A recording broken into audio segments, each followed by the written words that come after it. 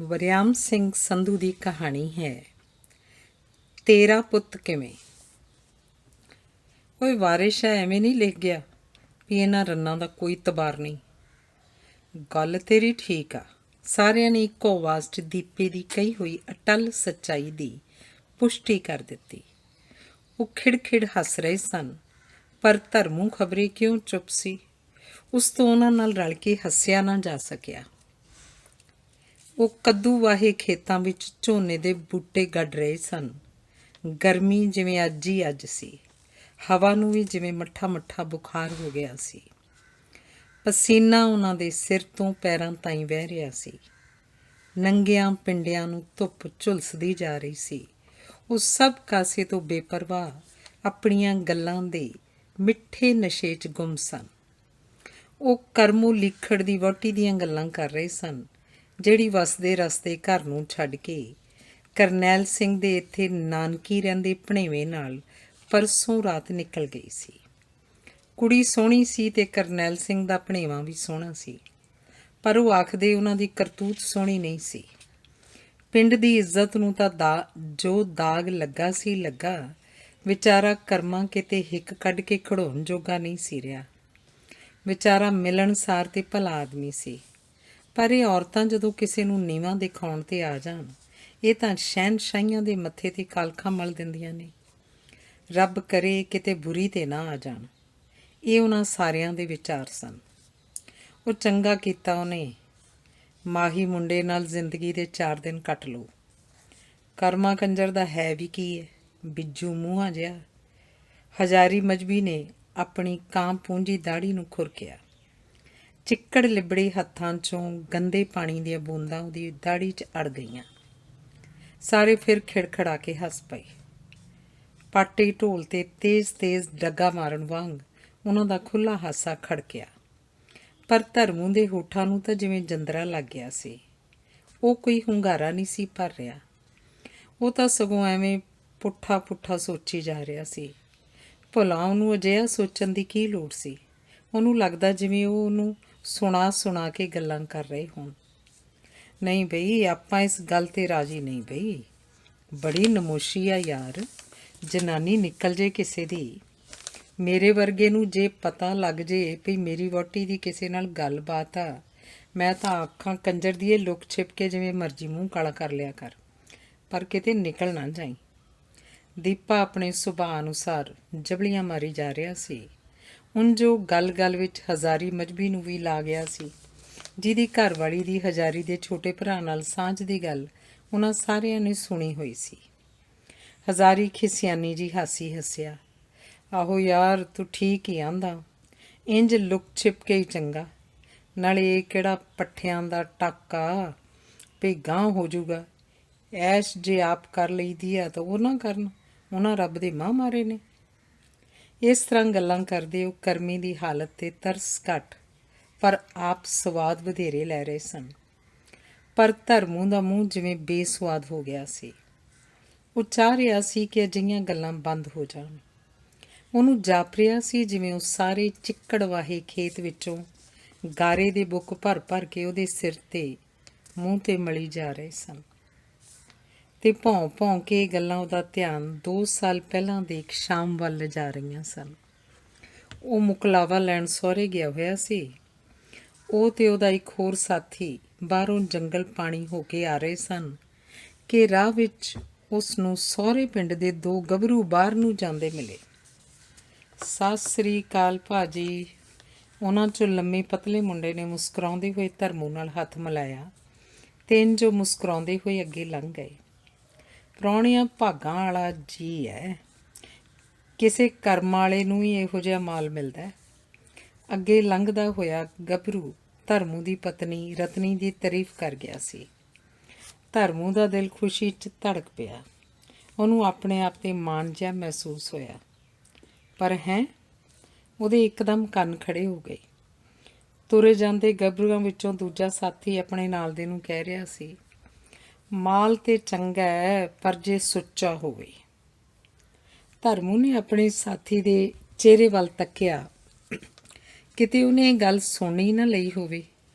ਪਰ ਉਹਦੇ ਚਿਹਰੇ 'ਤੇ ਉਹਨੂੰ ਕੋਈ ਅਜਿਹਾ ਨਿਸ਼ਾਨ ਨਾ ਲੱਭਾ। ਉਹਦਾ ਸਾਥੀ ਦੁਪਹਿਰ ਵਾਲੀ ਖੱਟੀ ਸ਼ਰਾਬ ਦੇ ਭੈੜੇ ਤੇ ਬਕਬਕੇ ਸਵਾਦ ਦੀਆਂ ਗੱਲਾਂ ਕਰੀ ਜਾ ਰਿਹਾ ਸੀ। ਪਰ ਇਹ ਗੱਲ ਜੋ ਉਸ ਸੁਣੀ ਸੀ ਉਹਦੇ ਦਿਲ 'ਤੇ ਲੜ ਗਈ। ਉਹਨੂੰ ਲੱਗਾ ਜਿਵੇਂ ਉਹਦੇ ਦਿਲ ਨੂੰ ਜਾਂਦੀਆਂ ਲਹੂ ਨਾੜੀਆਂ ਸੁੱਜ ਗਈਆਂ ਹੋਣ ਤੇ ਪਾਟ ਜਾਣ ਨੂੰ ਕਾਹਲੀਆਂ ਹੋਣ। ਰਤਨੀ ਕਿਤੇ ਠੀਕ ਹੀ ਨਾ, ਇਹ ਸ਼ੰਕਾ ਉਹਦੇ ਖੂਨ ਦੀ ਬੂੰਦ ਬੂੰਦ ਵਿੱਚ ਜ਼ਹਿਰ ਵਾਂਗ ਰਚਦੀ ਜਾ ਰਹੀ ਸੀ। ਤੇ ਮੁਕਲਾਵੇ ਵਾਲੀ ਰਾਤ ਉਸ ਰਤਨੀ ਪਾਸੋਂ ਇਹ ਭੇਦ ਜਾਣਨ ਦੀ ਪੂਰੀ ਕੋਸ਼ਿਸ਼ ਕੀਤੀ, ਪਰ ਉਹ ਤਾਂ ਹੈਰਾਨ ਪਰੇਸ਼ਾਨ ਅੱਥਰੂਆਂ ਭਰੀਆਂ ਅੱਖਾਂ ਨਾਲ ਧਰਮੂ ਵੱਲ ਤੱਕੀ ਜਾ ਰਹੀ ਸੀ। ਭੋਲਾ ਜਿਹਾ ਮਾਸੂਮ ਚਿਹਰਾ, ਨਿਰਦੋਸ਼ ਜਾਪਦੀਆਂ ਸੁੰਦਰ ਅੱਖੀਆਂ, ਨਿਰੀ ਪੂਰੀ ਸ਼ਰਾਫਤ ਦੀ ਤਸਵੀਰ, ਬਿਲਕੁਲ ਜਿਵੇਂ ਅਸੀਲ ਗਊ ਹੋਵੇ। ਇਹੋ ਜਿਹੀ ਕੁੜੀ 'ਤੇ ਵੀ ਭਲਾ ਕੋਈ ਸ਼ੱਕ ਕਰ ਸਕਦਾ ਹੈ? ਆਖਰ ਧਰਮੂ ਨੂੰ ਉਸ 'ਤੇ ਵਿਸ਼ਵਾਸ ਕਰਨਾ ਪਿਆ। ਉਹਨੇ ਰਤਨੀ ਨੂੰ ਕੁਛ ਨਾ ਕਿਹਾ। ਉਹ ਦਿਨ ਤੇ ਅੱਜ ਦਾ ਦਿਨ, ਰਤਨੀ ਦੇ ਚੱਲਣ ਵਿੱਚ ਉਹਨੂੰ ਕੋਈ ਦੋਸ਼ ਨਜ਼ਰੀ ਨਹੀਂ ਸੀ ਆਇਆ। ਉਹ ਤਾਂ ਅੰਤਾਂ ਦਾ ਪਿਆਰ ਉਸ ਨਾਲ ਕਰਦੀ ਸੀ। ਉਹ ਤਾਂ ਧਰਮੂ ਤੋਂ ਸਦਕੇ ਵਾਰੀ ਜਾਂਦੀ ਸੀ। ਧਰਮੂ 2 ਪਲ ਰਾਤ ਘਰ ਪਛੜ ਕੇ ਆਵੇ, ਰਤਨੀ ਬਰੂਹਾਂ 'ਚ ਖੜੀ ਉਡੀਕ ਰਹੀ ਹੁੰਦੀ। ਉਹ ਤਾਂ ਉਹਦੇ ਰਾਹਾਂ 'ਤੇ ਪਲਕਾਂ ਵਿਛਾ ਛੱਡਦੀ ਤੇ ਇੰਜ ਜੀਵਨ ਚੱਲ ਰਿਹਾ ਸੀ। ਹੁਣ ਤਾਂ ਉਹਨਾਂ ਦੇ ਘਰ ਇੱਕ ਲਾਲ ਨੇ ਵੀ ਜਨਮ ਲੈ ਲਿਆ ਸੀ। ਉਹਨਾਂ ਦਾ ਵਿਹੜਾ ਖੁਸ਼ੀਆਂ ਨਾਲ ਭਰ ਗਿਆ। ਰਤਨੀ ਦੀ ਪ੍ਰਸੰਨਤਾ ਦੀ ਤਾਂ ਹੱਦ ਹੀ ਨਾ ਰਹੀ। ਕੋਈ ਦੱਬਿਆ ਖਜ਼ਾਨਾ ਜਿਵੇਂ ਉਹਨੂੰ ਮਿਲ ਗਿਆ ਸੀ। ਉਹ ਹੱਸਦੀ ਤੇ ਧਰਮੂ ਨੂੰ ਕਹਿੰਦੀ, ਵੇਖ ਮੁੰਡੇ ਦਾ ਮੱਥਾ ਤੇਰੇ ਵਾਂਗ ਚੌੜਾ, ਐਨ ਤੇਰੇ ਵਾਂਗ। ਤੂੰ ਵੀ ਨਿੱਕਾ ਹੁੰਦਾ ਇੱਦਾਂ ਦਾ ਹੋਏਗਾ, ਹੈ ਨਾ? ਤੇ ਖਚਰਾ ਖਚਰਾ ਮੁਸਕਰਾਉਂਦੀ ਹੋਈ ਕਾਕੇ ਦਾ ਮੱਥਾ ਚੁੰਮਣ ਲੱਗ ਜਾਂਦੀ ਤੇ ਧਰਮੂ ਰਤਨੀ ਦੇ ਪਿਆਰ ਵਿੱਚ ਭਿੱਜ ਭਿੱਜ ਜਾਂਦਾ। ਪਰ ਫੇਰ ਵੀ ਮਾਲ ਤੇ ਚੰਗਾ ਪਰ ਸੁੱਚਾ ਹੋਵੇ ਵਾਲੀ ਗੱਲ ਉਹਨੂੰ ਕਦੇ ਭੁੱਲੀ ਨਹੀਂ ਸੀ। ਕਈ ਵਾਰੀ ਸ਼ੰਕਾਵਾਂ ਦਾ ਚੋਰ ਉਹਦੇ ਦਿਲ ਵਿੱਚ ਵੜ ਆਉਂਦਾ ਤੇ ਉਹਦੀ ਸਾਰੀ ਖੁਸ਼ੀ ਉਸ ਘੜੀ ਚੋਰੀ ਹੋ ਜਾਂਦੀ। ਉਹ ਕਿੰਨਾ ਕਿੰਨਾ ਚਿਰ ਸੋਚਦਾ ਰਹਿੰਦਾ, ਫਿਰ ਉਹ ਆਪ ਹੀ ਆਪਣੀ ਸੋਚ 'ਤੇ ਮੁਸਕਰਾ ਪੈਂਦਾ। ਉਹਨੂੰ ਭਲਾ ਜਿਹਾ ਸੋਚਣ ਦੀ ਕੀ ਲੋੜ ਸੀ? ਘੜੀ ਪਹਿਲਾਂ ਜਦੋਂ ਉਸ ਦੀਪੇ ਦੀ ਗੱਲ ਸੁਣੀ ਤਾਂ ਉਹਦੇ ਦਿਲ ਨੂੰ ਜਿਵੇਂ ਹੌਲ ਜਿਹਾ ਪਿਆ। ਉਹਨਾਂ ਦੀਆਂ ਸਰਸਰੀ ਗੱਲਾਂ ਨੂੰ ਆਪ ਨੂੰ ਮਿਹੜੇ ਵਾਂਗ ਆਖੀਆਂ ਲੱਗਦੀਆਂ। ਚੁੱਪ ਦਾ ਚੁੱਪ ਸੋਚਾਂ 'ਚ ਗੁੰਮ ਗਮਗੀਨ ਚਿਹਰਾ, ਉਹ ਝੋਨੇ ਦੀ ਪਨੀਰੀ ਨਖੇੜ ਨਖੇੜ ਦੱਬੀ ਜਾ ਰਿਹਾ ਸੀ। ਉਹਦੇ ਸਾਥੀ ਖੁਸ਼ੀ 'ਚ ਮਸਤ ਸਨ, ਪਰ ਉਸ ਨੂੰ ਜਿਵੇਂ ਸੱਪ ਸੁੰਘ ਗਿਆ ਸੀ। ਉਸ ਦੇਖਿਆ ਉਸਦੀ ਲੱਤ ਉੱਤੇ ਇੱਕ ਜੋਕ ਚੜ੍ਹੀ ਜਾ ਰਹੀ ਸੀ। ਉਸ ਹੱਥ ਨਾਲ ਜੋਕ ਲਾਈ ਤੇ ਉਹਨੂੰ ਦੂਰ ਵਗਾ ਮਾਰਿਆ। ਫਿਰ ਉਸ ਕੋਸ਼ਿਸ਼ ਕੀਤੀ ਕਿ ਉਹ ਸਾਥੀਆਂ ਨਾਲ ਹੱਸੇ ਮੁਸਕਰਾਵੇ, ਪਰ ਉਹ ਜਿਹਾ ਨਾ ਕਰ ਸਕਿਆ। ਉਹਨੂੰ ਲੱਗਾ ਜਿਵੇਂ ਉਹਦੇ ਦਿਮਾਗ 'ਚ ਅਜੀਬ ਅਜੀਬ ਖਿਆਲ ਜੋਕਾਂ ਬਣ ਕੇ ਆ ਵੜੇ ਹੋਣ, ਪਰ ਉਹ ਇਹਨਾਂ ਖਿਆਲਾਂ ਦੀਆਂ ਜੋਕਾਂ ਨੂੰ ਤੋੜ ਕੇ ਸੁੱਟ ਨਾ ਸਕਿਆ। ਉਹਨੂੰ ਤਾਂ ਰਹਿ ਰਹਿ ਕੇ ਉਹੀ ਲੰਮਾ ਪਤਲਾ ਆਪਣੇ ਸਹੁਰਿਆਂ ਵਾਲਾ ਗੱਭਰੂ ਚੇਤੇ ਆ ਰਿਹਾ ਸੀ, ਜਿਹੜਾ ਕੱਲ੍ਹ ਵੀ ਉਹਨਾਂ ਦੇ ਪਿੰਡ ਦੀ ਸੱਥ ਵਿੱਚੋਂ ਘੋੜੀ 'ਤੇ ਗੁਜ਼ਰਿਆ ਸੀ। ਧਰਮੂ ਨੇ ਉਹਦੀ ਘੋੜੀ ਰੋਕ ਕੇ ਉਹਨੂੰ ਚਾਹ ਪੀ ਕੇ ਜਾਣ ਲਈ ਬੜਾ ਜ਼ੋਰ ਲਾਇਆ ਸੀ, ਪਰ ਉਹ ਬੜੀਆਂ ਮਿਹਰਾਂ ਤੇਰੀਆਂ ਭਾਈਆ, ਕਹਿੰਦਾ ਘੋੜੀ ਨੂੰ ਅੱਡੀ ਲਾ ਕੇ ਤੁਰ ਗਿਆ ਸੀ। ਘਰ ਜਾ ਕੇ ਉਸ ਰਤਨੀ ਨੂੰ ਵੀ ਉਸ ਬਾਰੇ ਦੱਸਿਆ ਸੀ। ਰਤਨੀ ਨੇ ਉਹਨੂੰ ਕਿਹਾ ਸੀ, ਤੂੰ ਲੈ ਆਉਣਾ ਸੀ, ਭੈਣ ਭਰਾ ਚਾਹ ਪਾਣੀ ਪੀ ਜਾਂਦਾ, ਹੋਰ ਕਿਸੇ ਕੀ ਲੈ ਜਾਣਾ ਹੁੰਦਾ। ਤੇ ਭਲਾ ਸਾਰੀਆਂ ਕੀ ਗੱਲਾਂ ਨੇ? ਉਹ ਸੋਚ ਰਿਹਾ ਸੀ ਤੇ ਖਿਝ ਰਿਹਾ ਸੀ।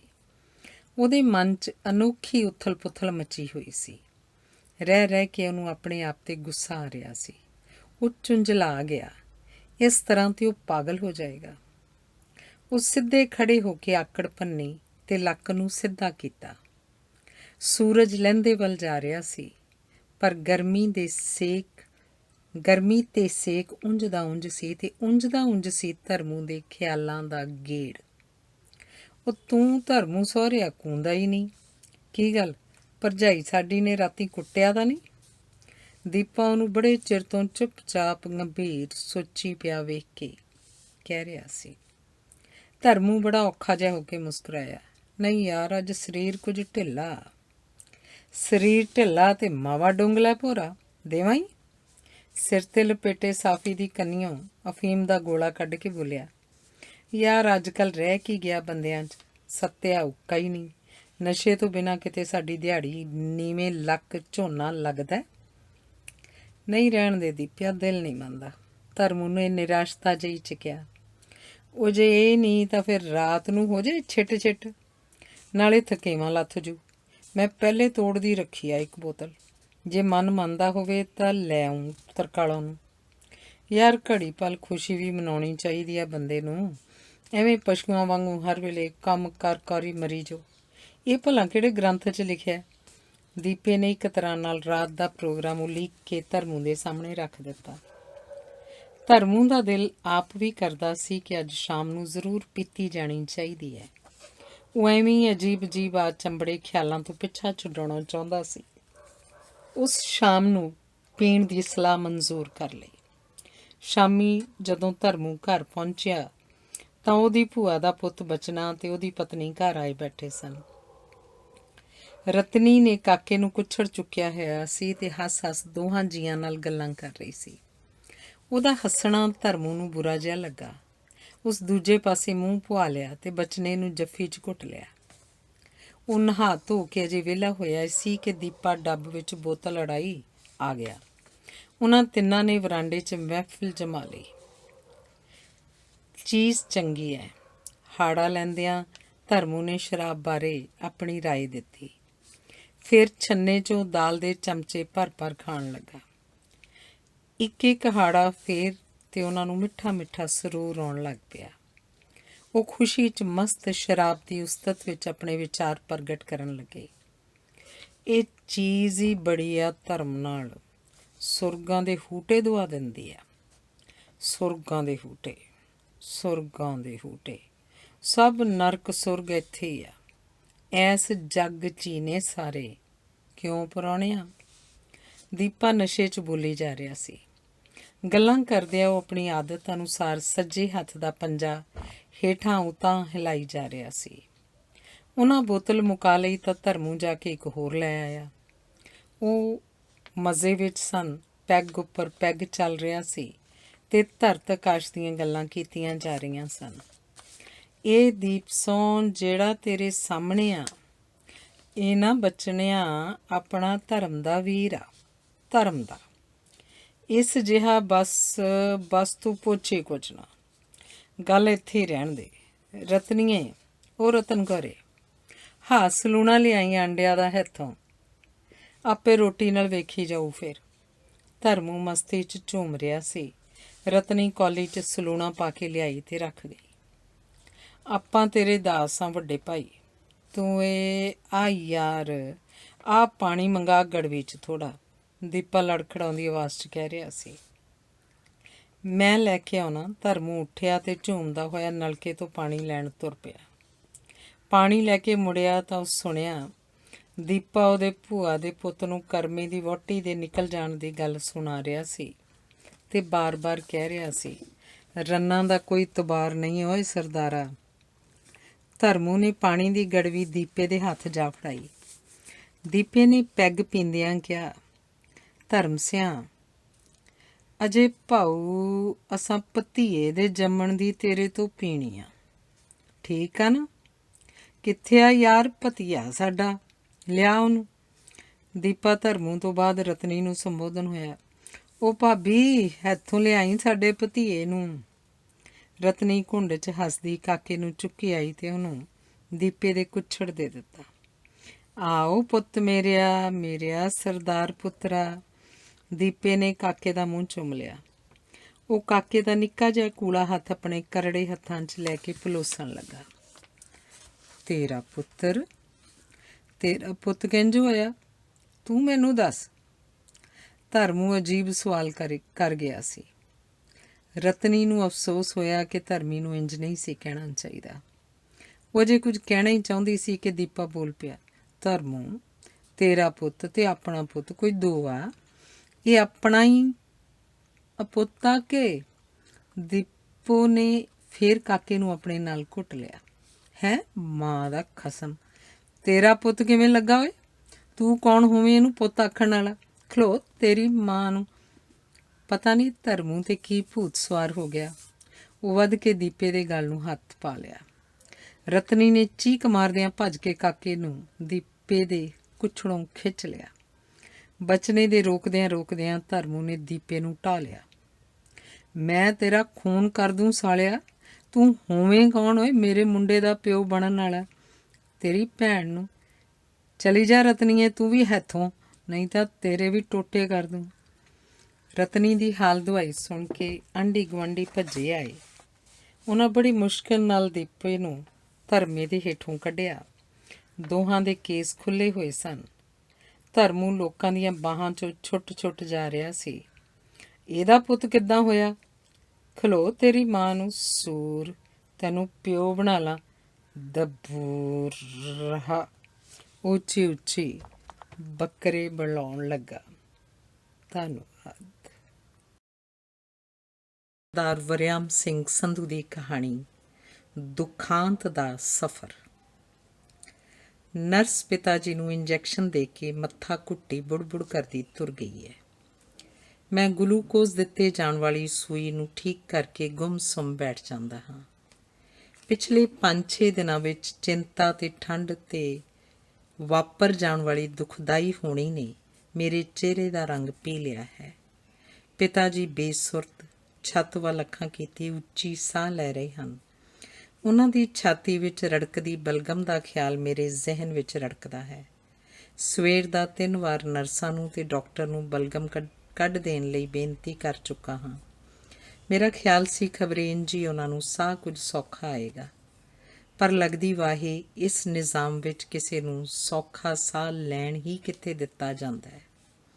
ਆਖਰ ਇੱਕ ਡਾਕਟਰ ਮਸ਼ੀਨ ਜਿਹੀ ਫਿੱਟ ਕਰਕੇ ਨੱਕ ਵਿੱਚ ਰਬੜ ਦੀ ਨਾਲੀ ਪਾਉਣ ਹੀ ਲੱਗਾ ਸੀ ਕਿ ਕੈਨਕਾਂ ਵਾਲੇ ਸੂਟਡ ਬੂਟਡ ਸੱਜਣ ਨੇ ਡਾਕਟਰ ਦਾ ਮੋਢਾ ਆਣ ਥਪਥਪਾਇਆ।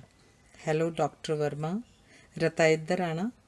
ਉਹ ਬੈੱਡ ਨੰਬਰ 6 ਆਪਣਾ ਰਿਸ਼ਤੇਦਾਰ ਹੈ ਖਾਸ।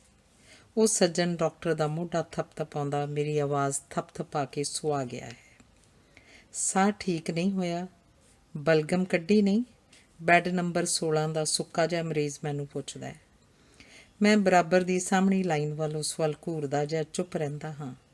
ਬੁੱਲ ਟੁੱਕਣ ਲੱਗ ਪੈਂਦਾ ਹਾਂ। ਫਿਰ ਆਵੇਸ਼ ਵਿੱਚੋਂ ਹੀ ਕਹਿ ਉੱਠਦਾ, ਕਿਹਾ ਸੀ ਪਰ ਮੇਰੀ ਕਿਸੇ ਸੁਣੀ ਨਹੀਂ। ਸ਼ਾਇਦ ਮੇਰੀ ਆਵਾਜ਼ ਹੀ ਇੰਨੀ ਉੱਚੀ ਨਹੀਂ ਜੋ ਸੁਣੀ ਜਾ ਸਕੇ।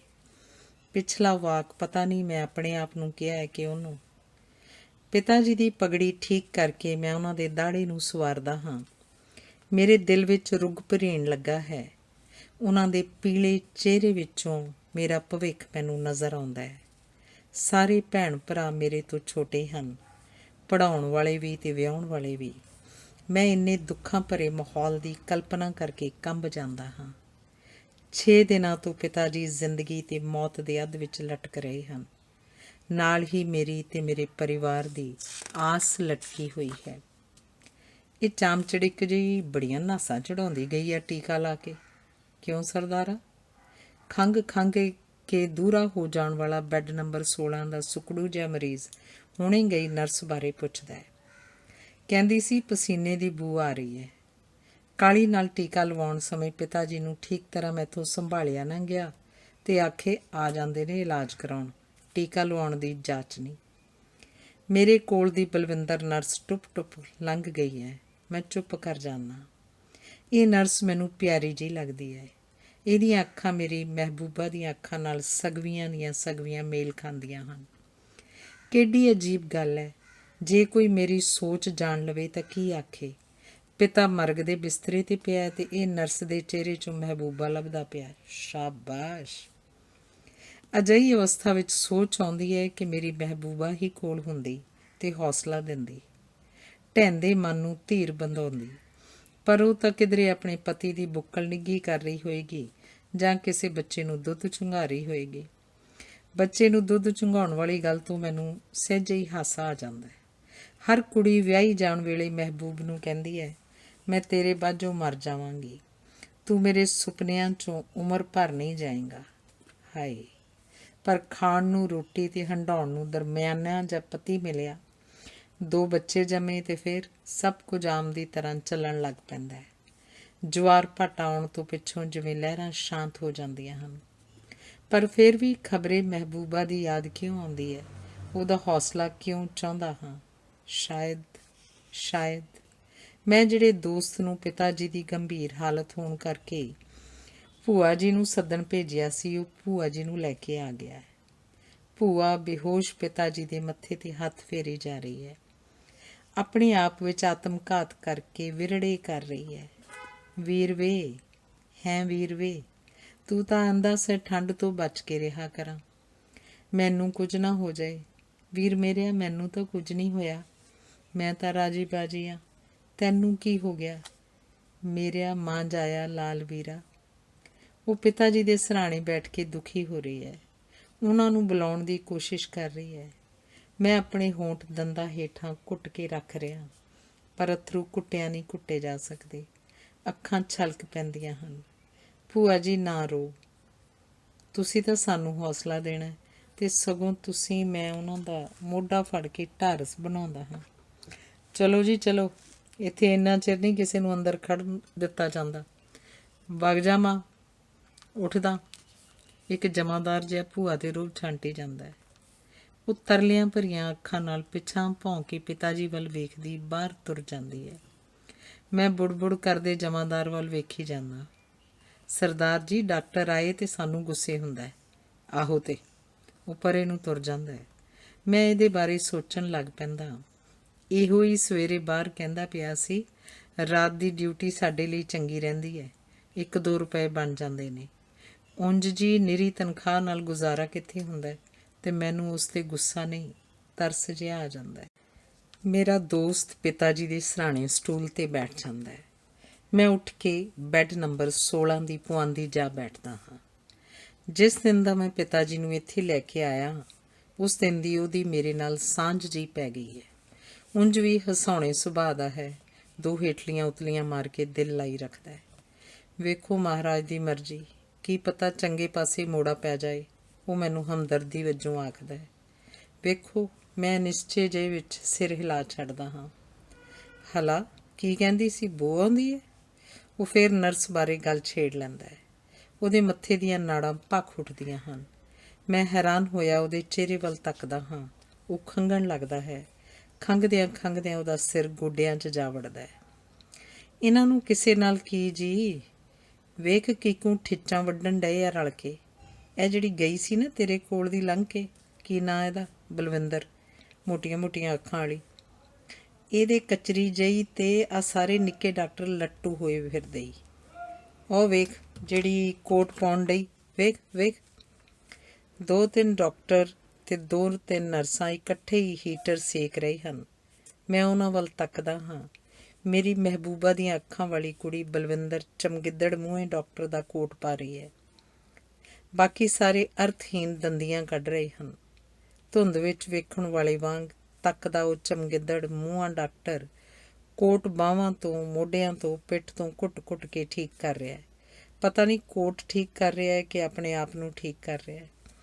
ਹੱਸਦੀ ਹੋਈ ਬਲਵਿੰਦਰ ਕੋਟ ਉਤਾਰ ਦਿੰਦੀ ਹੈ। ਉਹ ਸਾਰੇ ਮੂੰਗਫਲੀ ਦੀਆਂ ਗੰਢੀਆਂ ਖਾਣ ਵਿੱਚ ਰੁੱਝ ਜਾਂਦੇ ਹਨ, ਖੁਸ਼, ਗੱਪੀਆਂ ਵਿੱਚ ਮਗਨ। ਕਿਸੇ ਮਰੀਜ਼ ਦਾ ਵਾਰਸ ਜਾ ਕੇ ਡਾਕਟਰ ਨੂੰ ਆਪਣੇ ਮਰੀਜ਼ ਦੀ ਸਾਹ ਦੀ ਤੰਗੀ ਨੂੰ ਦੂਰ ਕਰਨ ਲਈ ਛੇਤੀ ਆਕਸੀਜਨ ਦਾ ਸਿਲੰਡਰ ਲਾਉਣ ਦੀ ਬਿਨ੍ਹੀ ਕਰਦਾ ਹੈ। ਮਧਰਾ ਜਿਹਾ ਲੰਮੀ ਮੁੱਛਾਂ ਵਾਲਾ ਡਾਕਟਰ ਨੂੰ 5 ਮਿੰਟ ਠਹਿਰਨ ਲਈ ਕਹਿੰਦਾ ਹੈ। 5 ਮਿੰਟ ਬੁੜਬੁੜਾਉਂਦਾ ਉਹ ਵਿਅਕਤੀ ਵਾਪਸ ਮੁੜ ਰਿਹਾ ਹੈ। 5 ਮਿੰਟ? ਮੈਂ ਸੋਚਦਾ ਕੱਲ੍ਹ ਰਾਤ ਇਸ ਵਾਰਡ ਦੇ ਅਖੀਰ 'ਤੇ ਇੱਕ ਔਰਤ ਦੀ ਹਾਲਤ ਖਰਾਬ ਹੋਈ। ਡਾਕਟਰ ਨੂੰ ਵੇਖਣ ਲਈ ਉਹਦਾ ਵਾਰਸ ਆਇਆ ਅਤੇ ਡਾਕਟਰ ਪਤਾ ਨਹੀਂ ਕਿੱਥੇ ਸੀ, ਅਤੇ 10 ਮਿੰਟ ਬਾਅਦ ਡਾਕਟਰ ਆਇਆ ਸੀ, ਪਰ ਉਹ ਤੋਂ 5 ਮਿੰਟ ਪਹਿਲਾਂ ਉਹ ਔਰਤ ਮਰ ਚੁੱਕੀ ਸੀ।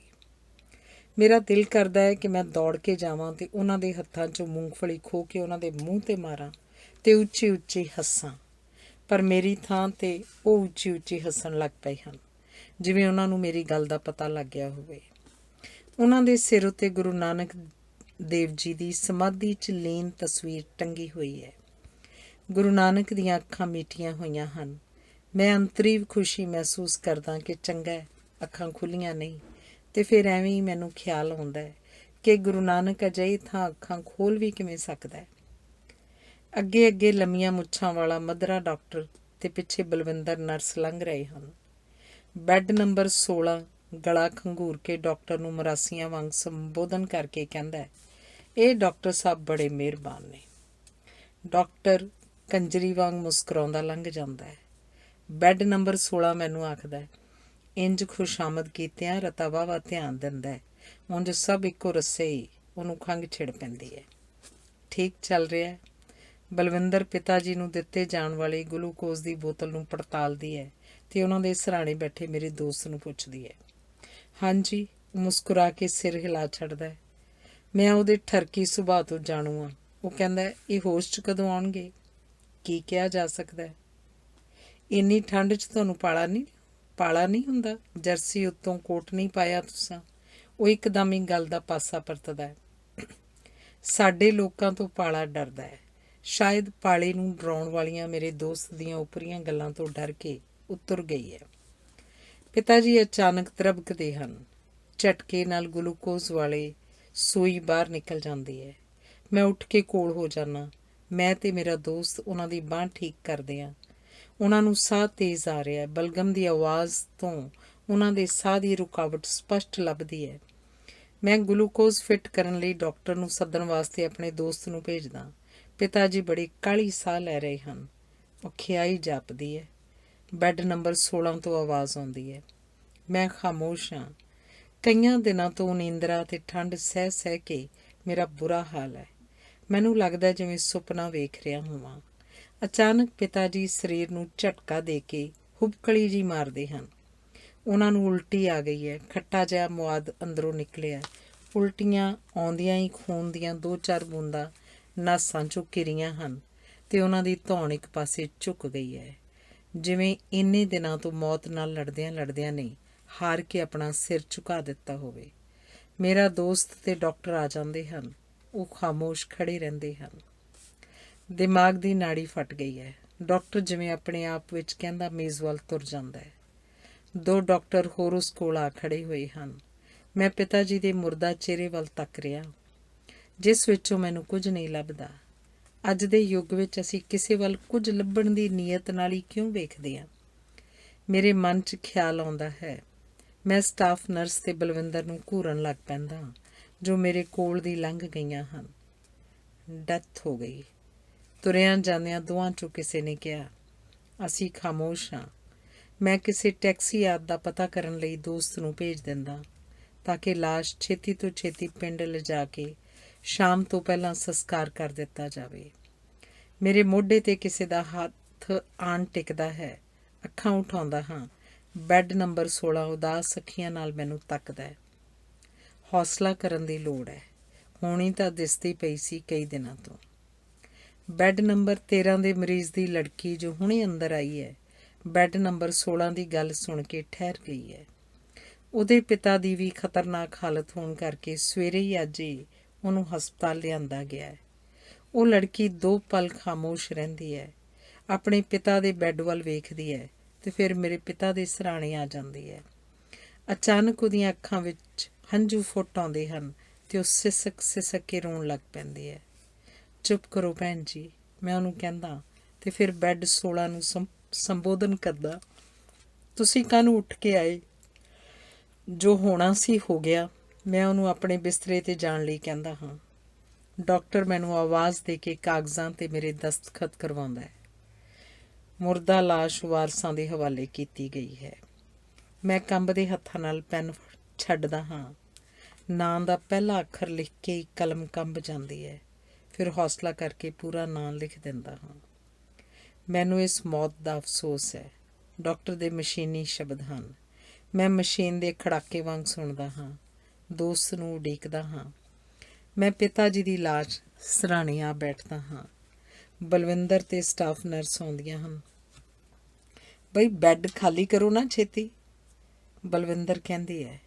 ਮੈਂ ਉਹਦੀਆਂ ਆਪਣੀਆਂ ਮਹਿਬੂਬਾ ਨਾਲ ਮਿਲਦੀਆਂ ਅੱਖਾਂ ਵੱਲ ਤੱਕੀ ਜਾਂਦਾ ਹਾਂ। ਧੰਨਵਾਦ। ਸਰਦਾਰ ਵਰਿਆਮ ਸਿੰਘ ਸੰਧੂ ਦੀ ਕਹਾਣੀ ਹੈ ਨੰਗਾ ਸੂਰਜ। ਅੱਧੀ ਛੁੱਟੀ ਹੋ ਗਈ ਸੀ। ਫੱਟੀਆਂ ਪੋਚਣ ਤੋਂ ਪਿੱਛੋਂ ਬੱਚੇ ਰੋਟੀ ਖਾ ਰਹੇ ਸਨ। ਅਧਿਆਪਕਾ ਕੁਰਸੀ ਤੇ ਬੈਠੀ ਭਾਰਤ ਦੀ ਆਜ਼ਾਦੀ ਦਾ ਇਤਿਹਾਸ ਪੜ੍ਹ ਰਹੀ ਸੀ।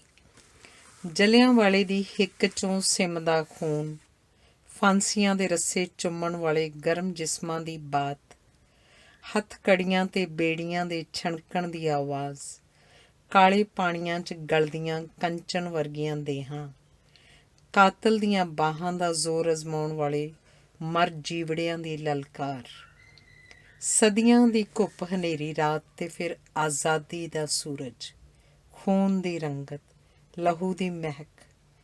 ਭੈਣ ਜੀ 5-6 ਕੁੜੀਆਂ ਨੇ ਅਧਿਆਪਕਾ ਦੀ ਕੁਰਸੀ ਨੂੰ ਘੇਰ ਲਿਆ। ਉਸ ਅੱਖਾਂ ਚੁੱਕ ਕੇ ਵੇਖਿਆ। ਭੈਣ ਜੀ, ਸ਼ੀਲਾ ਦੀ ਰੋਟੀ ਦੀਨੇ ਛਾਬੜੀ ਵਾਲੇ ਦੀ ਕੁੜੀ ਦੀਪਾ ਨੇ ਖਾ ਲਈ। ਚੋਰੀ ਭੈਣ ਜੀ।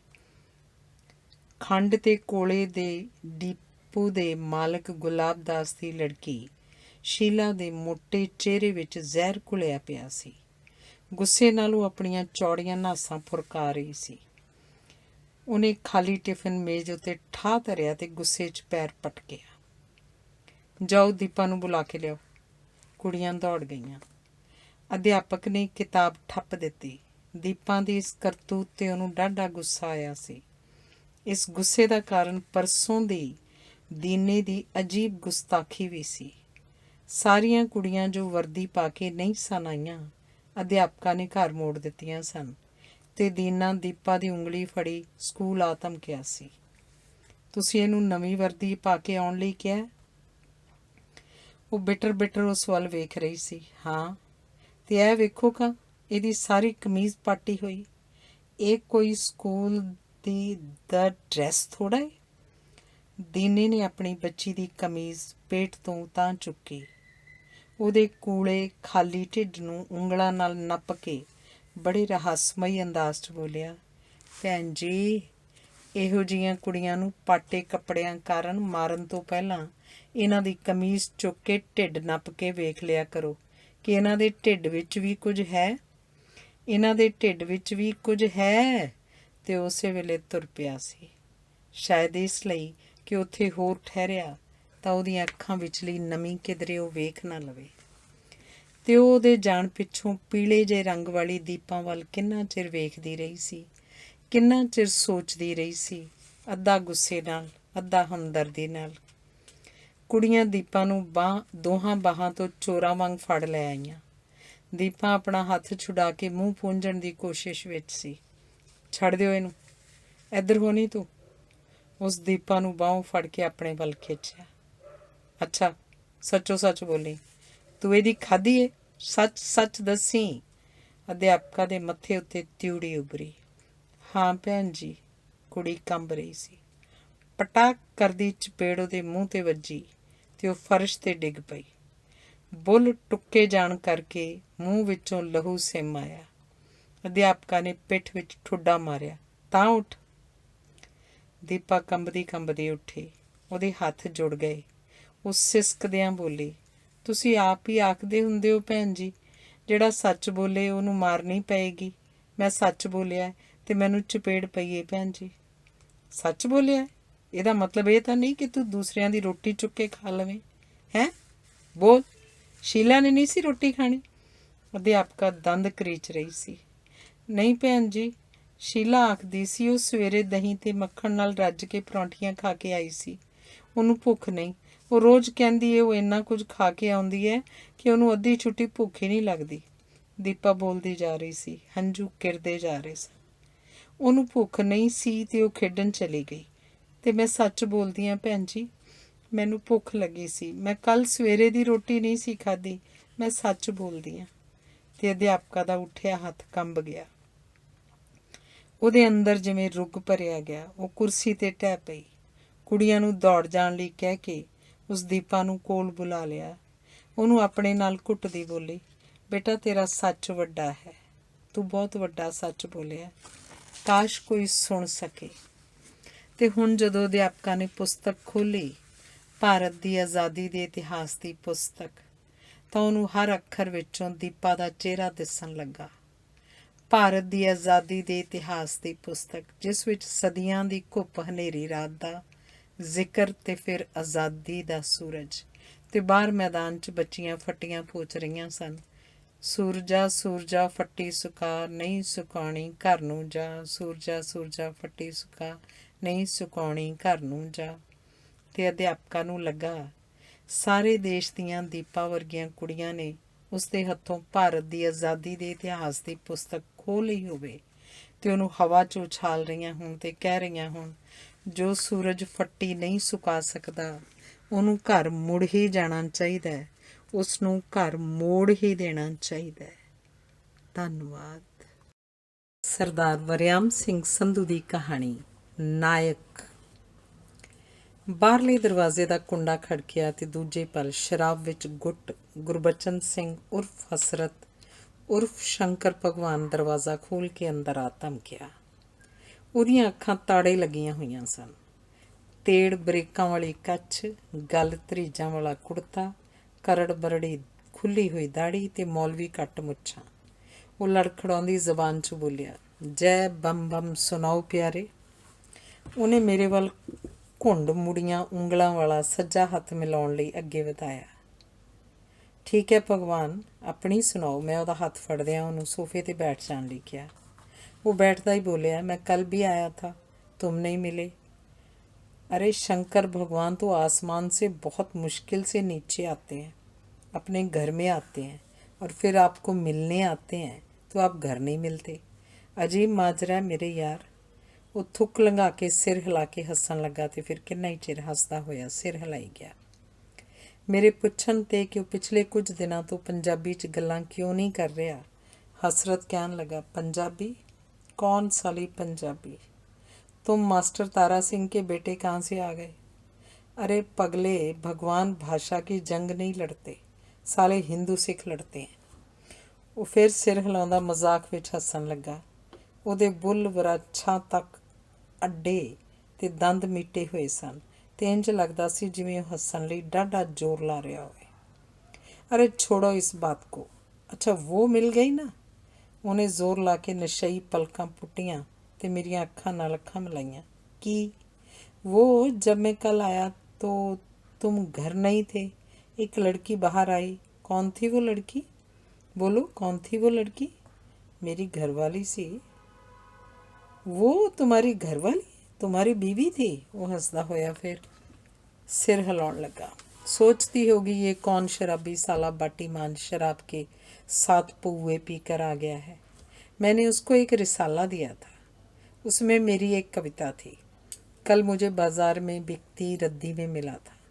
मैं बहुत जगह रद्दी बनकर बिक रहा हूँ। तुमने उसको परसों दिए मेरे रिकॉर्ड में शामिल कर लेना। क्या कविता थी वो? उसने एक पल जहन ते जोर पाया ते फिर मुंडा पतला पतंग सुर सिंह दा ते तू कुड़ी पट्टी शहर दी हो पट्टी शहर करदा गाउण लगा ਤੇ ਫਿਰ ਉੱਠ ਕੇ ਸਿਰ ਤੋਂ ਕਾਲਾ ਪਰਨਾ ਲਾ ਕੇ ਚੁਟਕੀਆਂ ਵਜਾਉਂਦਾ ਲੜਖੜਾਉਂਦਾ ਨੱਚਣ ਲੱਗਾ ਤੇ ਗੇੜਾ ਕੱਟ ਕੇ ਸੋਫੇ 'ਤੇ ਟੇਢਾ ਹੋ ਗਿਆ। ਕਰਤੀ ਕਿ ਨਹੀਂ ਬੇਇੱਜ਼ਤੀ ਆਪਾਂ ਪੱਟੀ ਸ਼ਹਿਰ ਦੀ? ਇੰਝ ਕਰੀ ਦਿਓ। ਉਹ ਇੱਕਦਮ ਪੰਜਾਬੀ ਬੋਲਦਾ ਡੂੰਘੀ ਸੋਚ ਵਿੱਚ ਉਤਰ ਗਿਆ ਤੇ ਫਲਸਫਾਨਾ ਅੰਦਾਜ਼ 'ਚ ਬੋਲਿਆ, ਦਰਅਸਲ ਕੁੜੀਆਂ ਜੰਮਦੀਆਂ ਹੀ ਬੇਇੱਜ਼ਤੀ ਕਰਾਉਣ ਨੂੰ ਜਾਂ ਬੇਇੱਜ਼ਤੀ ਕਰਨ। ਆਹੋ ਜੀ। ਮੈਂ ਉੱਠ ਕੇ ਉਸ ਲਈ ਚਾਹ ਬਣਾਉਣ ਦਾ ਸੁਨੇਹਾ ਦੇਣ ਲਈ ਕਮਰੇ 'ਚੋਂ ਬਾਹਰ ਨਿਕਲਿਆ ਤਾਂ ਮੇਰੀ ਕਲਪਨਾ ਵਿੱਚ ਹਸਰਤ ਵੀ ਮੇਰੇ ਨਾਲ ਹੀ ਹੋ ਤੁਰਿਆ। ਪਿਛਲੇ ਕਈ ਸਾਲਾਂ ਵਿੱਚ ਮੈਂ ਉਹਦੇ ਕਈ ਰੂਪ ਵੇਖੇ ਸਨ। ਉਹ ਬਹੁਤ ਦਿਲਚਸਪ ਬੰਦਾ ਸੀ। ਸਮੇਂ-ਸਮੇਂ ਉਹਦੀਆਂ ਦਿਲਚਸਪੀਆਂ ਦੇ ਕੇਂਦਰ ਬਦਲਦੇ ਰਹੇ ਸਨ, ਪਰ ਇੱਕ ਗੱਲ ਜੋ ਹਰ ਬਦਲੀ ਦਿਲਚਸਪੀ ਵਿੱਚ ਉਹਦੇ ਵਿਚਾਰਾਂ 'ਤੇ ਹਾਵੀ ਰਹੀ ਸੀ, ਉਹ ਉਹਦੀ ਇਹ ਇੱਛਾ ਸੀ ਕਿ ਬੰਦੇ ਨੂੰ ਜ਼ਿੰਦਗੀ 'ਚ ਕੁਝ ਨਾ ਕੁਝ ਮਹੱਤਵਪੂਰਨ ਕਰਨਾ ਚਾਹੀਦਾ ਹੈ। ਸ਼ਾਂਤ ਚੁੱਪਚਾਪ ਜ਼ਿੰਦਗੀ ਕੀ ਹੋਈ ਤੇ ਬੰਦਾ ਵੀ ਕੀ ਹੋਇਆ ਜੋ ਚੁੱਪਚਾਪ ਜੰਮਿਆ ਤੇ ਜੂਨ ਭੋਗ ਕੇ ਚੁੱਪਚਾਪ ਮਰ ਗਿਆ। ਆਖਰ ਜ਼ਿੰਦਗੀ 'ਚ ਕੁਝ ਘਟਣਾ ਚਾਹੀਦਾ ਹੈ, ਕੋਈ ਹੰਗਾਮਾ, ਕੋਈ ਉਬਾਲ, ਕੋਈ ਛਲ, ਕੋਈ ਕਰਵਟ, ਕੋਈ ਸ਼ੋਰ ਸ਼ਰਾਬਾ। ਇਹੋ ਸਾਰਾ ਕੁਝ ਹੀ ਤਾਂ ਬੰਦੇ ਦੇ ਜਿੰਦਾ ਰਹਿਣ ਦੀ ਨਿਸ਼ਾਨੀ ਹੈ। ਘਟਨਾ ਰਹਿਤ ਚੁੱਪਚਾਪ ਸ਼ਾਂਤ ਬੰਦਾ ਤੇ ਜ਼ਿੰਦਗੀ ਵਿਅਰਥ ਹਨ। ਸ਼ਾਇਦ ਜ਼ਿੰਦਗੀ 'ਚ ਮਹੱਤਵਪੂਰਨ ਦਿਸਣ ਦੀ ਇਹ ਰੀਝ ਹੀ ਸੀ ਕਿ ਉਹ ਜ਼ਿੰਦਗੀ ਦੇ ਕਿਸੇ ਇੱਕ ਖੇਤਰ 'ਚ ਕਦੀ ਸਿਰ ਤੋੜ ਦੌੜਿਆ ਸੀ ਤੇ ਕਦੀ ਦੂਸਰੇ ਖੇਤਰ ਵਿੱਚ। ਸ਼ਾਇਦ ਇਹੋ ਹੀ ਰੀਝ ਸੀ ਜਿਸ ਨੇ ਉਹਦਾ ਨਾਂ ਹਸਰਤ ਰਖਵਾਇਆ। ਕਾਲਜ 'ਚ ਪੜ੍ਹਦਿਆਂ ਉਹਨੇ ਡਰਾਮੇ ਤੇ ਕਵਿਤਾਵਾਂ ਲਿਖਣੀਆਂ ਸ਼ੁਰੂ ਕਰ ਦਿੱਤੀਆਂ ਸਨ। ਉਹ ਇੰਜ ਦੂਜਿਆਂ ਤੋਂ ਵੱਖਰਾ ਤੇ ਵਿਸ਼ੇਸ਼ ਹੋ ਕੇ ਮਾਣ ਵਿੱਚ ਫੁੱਲਿਆ ਰਹਿੰਦਾ। ਉਰਦੂ ਵਿੱਚ ਲਿਖੇ ਅਫਸਾਨੇ ਤੇ ਗਜ਼ਲਾਂ ਵੱਖ-ਵੱਖ ਪਰਚਿਆਂ 'ਚ ਛਪੀਆਂ ਵੇਖ ਉਹ ਆਪਣੇ ਸਾਥੀਆਂ ਤੇ ਆਪਣੀ ਸਿਆਣਪ ਦਾ ਰੋਹ ਪਾਉਂਦਾ। ਕਿੰਨਾ ਚਿਰ ਛਪਿਆ ਹੋਇਆ ਆਪਣਾ ਨਾਂ ਪੜ੍ਹ ਕੇ ਖੁਸ਼ ਤੇ ਮੁਗਧ ਹੋਇਆ ਰਹਿੰਦਾ। ਕੁਝ ਹੋਣ ਦਾ ਅਹਿਸਾਸ ਉਹਨੂੰ ਨਸ਼ਿਆਈ ਰੱਖਦਾ। ਉਹ ਲੇਖਕ ਬਣ ਕੇ ਅਮਰ ਹੋਣ ਵੱਲ ਜਾ ਰਿਹਾ ਸੀ। ਪਰ ਉਹਦੇ ਬਾਹਰੀ ਰੁਝੇਵੇਂ ਇੰਨੇ ਵੱਧ ਗਏ ਕਿ ਹਾਰ ਕੇ ਉਹਨੂੰ ਪੜ੍ਹਾਈ ਵਿੱਚ ਹੀ ਛੱਡਣੀ ਪਈ। ਕਮਿਊਨਿਸਟ ਪਾਰਟੀ ਦੇਸ਼ ਦੀ ਆਜ਼ਾਦੀ ਤੋਂ ਪਿੱਛੇ ਜ਼ੋਰ ਫੜ ਰਹੀ ਸੀ। ਲੇਖਕ ਉਹ ਨਹੀਂ ਜੋ ਲਿਖੇ, ਸਗੋਂ ਲੋਕਾਂ ਲਈ ਲਿਖੇ ਤੇ ਲੋਕਾਂ ਲਈ ਲੜੇ ਤਾਂ ਹੀ ਮਹੱਤਵਪੂਰਨ ਹੈ। ਇਹ ਵਿਚਾਰ ਉਹਦੇ ਮਨ ਅੰਦਰ ਘਰ ਕਰ ਗਿਆ ਤੇ ਉਹ ਕਮਿਊਨਿਸਟਾਂ ਵਿੱਚ ਰਲ ਗਿਆ। ਆਪਣੇ ਪਿੰਡ ਤੇ ਇਲਾਕੇ 'ਚ ਅੱਗੇ ਹੋ ਕੇ ਡਰਾਮਿਆਂ ਤੇ ਜਲਸਿਆਂ ਵਿੱਚ ਭਾਗ ਲੈਂਦਾ। ਨਿੱਕੀਆਂ ਕਵਿਤਾਵਾਂ ਲਿਖਦਾ ਜਿਨ੍ਹਾਂ ਵਿੱਚ ਗਰੀਬਾਂ ਦੇ ਹੁੰਦੇ ਜ਼ੁਲਮ ਦਾ ਜ਼ਿਕਰ ਹੁੰਦਾ। ਅਮੀਰੀ ਗਰੀਬੀ ਦੇ ਪਾੜੇ ਨੂੰ ਦੂਰ ਕਰਨ ਤੇ ਸਾਰੇ ਸੰਸਾਰ ਵਿੱਚ ਅਮਨ ਦੀ ਘੁੱਗੀ ਉਡਾਉਣ ਦਾ ਸੰਦੇਸ਼ ਹੁੰਦਾ। ਤੇ ਇੰਜ ਉਹ ਲੇਖਕ ਬਣਦਾ ਸਿਆਸੀ ਲੀਡਰ ਬਣਨ ਦੇ ਸੁਪਨੇ ਲੈਣ ਲੱਗਾ। ਬੁਲਗਾਨਿਨ ਭਾਰਤ ਆਇਆ ਤਾਂ ਹਸਰਤ ਨੇ ਸਿਰ ਮੁੰਨਾ ਲਿਆ ਤੇ ਉਸ ਵਰਗੀ ਦਾੜੀ ਬਣਵਾ ਲਈ। ਇੱਕ ਅਜੀਬ ਮਸਤੀ ਉਹਦੀਆਂ ਅੱਖਾਂ 'ਚ ਹੁੰਦੀ। ਉਹਦੇ ਪੈਰਾਂ ਵਿੱਚ ਰਵਾਨਗੀ ਤੇ ਦਿਲ 'ਚ ਰੰਗਲੀ ਧੜਕਣ ਹੁੰਦੀ। ਉਹਦੀ ਜ਼ਿੰਦਗੀ ਸਕਾਰਥੇ ਆ ਰਹੀ ਸੀ। ਸਟੇਜ ਉੱਤੇ ਡਰਾਮੇ ਕਰਦਾ ਨਾਇਕ ਬਣਿਆ ਹਸਰਤ ਸੋਚਦਾ, ਜ਼ਿੰਦਗੀ ਹੀ ਤਾਂ ਹੈ ਜੇ ਬੰਦਾ ਨਾਇਕ ਬਣ ਕੇ ਜੀਵੇ ਤਾਂ। ਸੁਨੱਖਾ ਹਸਰਤ ਸਟੇਜ ਉੱਪਰ ਨਾਟਕ ਕਰ ਰਿਹਾ ਹੁੰਦਾ ਤੇ ਹਜ਼ਾਰਾਂ ਮਰਦ ਔਰਤਾਂ ਦੀਆਂ ਪ੍ਰਸ਼ੰਸਕ ਅੱਖਾਂ ਉਹਦੀ ਰੂਹ ਨੂੰ ਸਰਸ਼ਾਰ ਕਰੀ ਰੱਖਦੀਆਂ। ਇਹਨਾਂ ਪ੍ਰਸ਼ੰਸਕ ਅੱਖਾਂ ਵਿੱਚੋਂ ਹੀ ਦੋ ਹਰਨੋਟੀਆਂ ਅੱਖਾਂ ਸਦਾ ਲਈ ਉਹਦੇ ਦਿਲ 'ਚ ਖੁੱਭ ਗਈਆਂ। ਉਹਦੇ ਇਲਾਕੇ ਦੇ ਪਾਰਟੀ ਲੀਡਰ ਦੀ ਕੁੜੀ ਦੀਆਂ ਚੜ੍ਹਦੀ ਜਵਾਨੀ ਦੇ ਨਸ਼ੇ ਨਾਲ ਮਖਮੂਰ ਝੂਮਦੀਆਂ ਅੱਖਾਂ ਤੇ ਉਸ ਸਕੂਲੀ ਜੀ ਕੁੜੀ ਦੀ ਹਾਂ ਪਾ ਕੇ ਉਹ ਧਰਤੀ ਤੋਂ ਉੱਚਾ ਹੋ ਕੇ ਉੱਡਣ ਲੱਗਾ। ਪਰ ਮਨੁੱਖਤਾ ਦੀ ਆਜ਼ਾਦੀ ਲਈ ਜੂਝਣ ਵਾਲੀ ਪਾਰਟੀ ਦੇ ਆਗੂ ਤੋਂ ਉਹਨਾਂ ਨੂੰ ਰੂਹ ਦੀ ਆਜ਼ਾਦੀ ਨਾ ਮਿਲੀ। ਹਸਰਤ ਉਂਝ ਵੀ ਪਾਰਟੀ ਵਿੱਚ ਉਸਰ ਰਹੀ ਨਵੀਂ ਧੜੇਬੰਦੀ 'ਚ ਉਹਦਾ ਸਾਥ ਨਹੀਂ ਸੀ ਦੇ ਰਿਹਾ।